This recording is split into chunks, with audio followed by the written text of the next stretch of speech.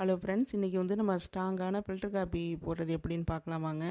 இது நம்ம எல்லாருக்கும் கொஞ்சம் தெரிஞ்ச விஷயமாக தான் இருக்கும். இருந்தாலும் சில பேருக்கு புதுசாக மேரேஜ் ஆனவங்க இவங்களுக்கெல்லாம் வந்து கொஞ்சம் தெரியாமல் இருக்கும். அது போடணுன்னு ஆசைப்படுவாங்க, என்ன செய்யணும்னு தெரியாது. அதனால தான் சரி போடலாமேன்னு சொல்லிட்டு இந்த ஃபில்டர் காப்பி போடுற வீடியோவை நான் எடுத்துகிட்ருக்கேன்.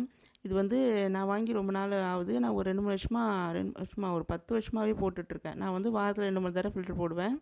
மற்றபடி சாதாரண காப்பி தூள் டீ யூஸ் பண்ணுவோம். இன்றைக்கி வந்து நான் இது என்ன பண்ணுறேன்னா, முதல்ல க்ளீன் ஆகிறதுக்காக முதல்ல வந்து நான் வெந்நீர் வச்சு ஊற்றிட்டு நம்ம க்ளீன் பண்ணிவிட்டு அடுத்தது தான் நம்ம ஃபில்டர் போடுறோம். எப்போதுமே நம்ம வாரத்தில் ஒரு தடவை இப்படி போட்டோம்னா டக்குன்னு ஃபில்டர் ஆகிறது ஈஸியாக இருக்கும். சிலப்போ வந்து நம்ம ரொம்ப நாள் ஆகுது இல்லையா, அடைச்சிக்கிறதுக்கு வாய்ப்பு இருக்குது. அதனால தான் அதை சொல்லாமேன்னு. இப்போ வந்து நம்ம தூள் போட்டுட்டு நான் வந்து நரசூஸ் தான் யூஸ் பண்ணுறேன். க்ரீன் லேபிள் இருக்கு இல்லையா, அதுதான் யூஸ் பண்ணுறேன். அது போட்டுட்டு நம்ம கூடயே கொஞ்சம் ஒயிட் சுகரையும் கலந்துட்டோம்னா அது வந்து டிகாஷன் வந்து உங்களுக்கு திக்காகவும் கிடைக்கும். நம்ம வந்து சுகர் இருக்கிறனால அது கரைஞ்சிட்டு சீக்கிரமாக அந்த ஹோல்லாம் அடைச்சிக்காமல் ஃபில்டர் ஆகிடும். இப்போ தண்ணி வந்து நல்லா கொதிக்குது. இந்த இதில் நல்லா கொதித்த பிறகு ஊற்றினா தான் உங்களுக்கு டிகாஷன் டக்குன்னு இறங்கிடும். நல்லா திக்னஸாகவும் இருக்கும். நம்ம வந்து லைட்டாக கொதி வச்சுட்டு ஊற்றிடக்கூடாது. நல்லா கொதிக்க வச்சு தான் ஊற்றணும். இப்படி ஊற்றும்போது நம்ம சீக்கிரமாகவே இறங்கிடும். அப்புறம் ஃபில்டர் காப்பி வந்து நம்ம பசும்பாலில் போட்டு குடிக்கும்போது ரொம்பவே நல்லாயிருக்கும் டேஸ்ட்டு. அது சிலப்போ கிடைக்கிறப்ப ட்ரை பண்ணலாம். நான் வந்து சில நேரம் கிடைக்கும், சில நேரம் பாக்கெட் பால் தான் யூஸ் பண்ணுவேன். இன்றைக்கி வந்து நான் பாக்கெட் பால் தான் போட்டிருக்கேன்.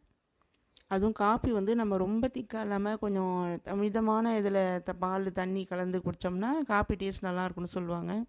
ரொம்ப டீ தான் திக்காக போடணும். காப்பி வந்து நம்ம ஆவரேஜாக பால் இது பண்ணி போடுறது எப்போதுமே நல்லது. சில பேர் திக்காக போடுவாங்க, ஆனால் அது டேஸ்ட் அவ்வளோ நல்லா இருக்காது. அதனால தான் நான் திரும்பவும் சொல்கிறேன்.